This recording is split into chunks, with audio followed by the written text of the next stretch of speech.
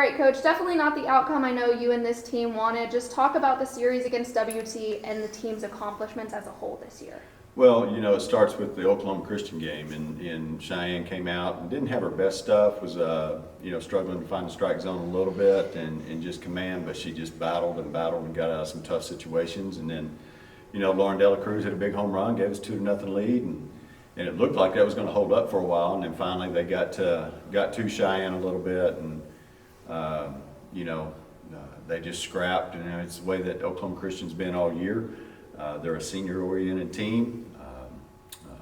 They're never down, and they kept battling and finally got the win there. We just didn't get enough hits. And then the last game, the elimination game, I don't think anybody was expecting Angelo State and West Texas A&M to be playing in the elimination game, and one of us going 0-2 and being done. And but it is what it is. We just got the big upset win on WT on day one, and what a game! I mean, it was just a great game. It was a typical, or not a typical. It was another classic matchup between West Texas A&M and Angelo State, and Cheyenne Floyd was awesome. I mean, the girl just pitched her tail off, held them to 5 hits throughout the whole game. Just didn't give them anything, and we played really good defense behind her. We got the lead in the third, I think, went up 1-0, but we really missed opportunities early in the game to make it a 3-4, 4-0 game, and we had left runners on third with no outs and didn't score, and you just kind of have that feeling of, oh no, that may bite us, and sure enough it did.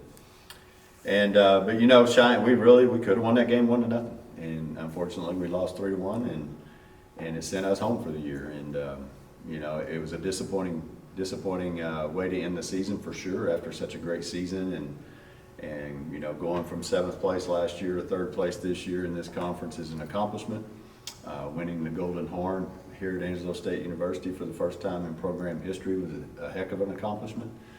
But we went 0-3 in the playoffs, and that's a big disappointment. And we got to figure out a way to get to that next level again, like we used to.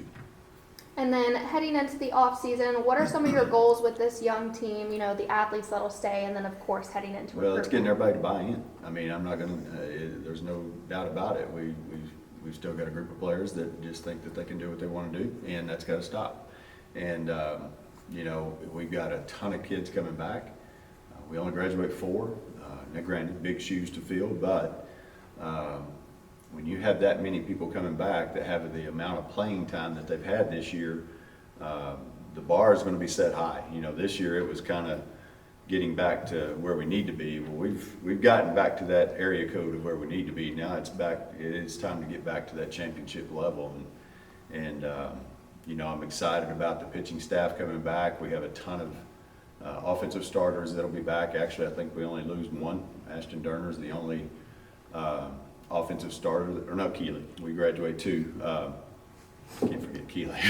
2 offensive. So you got 7 of the 9, and really there's 10 or 11 of us that started throughout the year offensively and got a lot of at bats. So that's the reason to be excited. It really is. And and you look at some of the top teams, West Texas, Oklahoma Christian.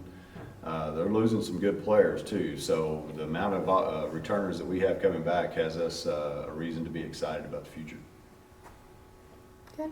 Good. Good. Thank you, Coach. Thank you.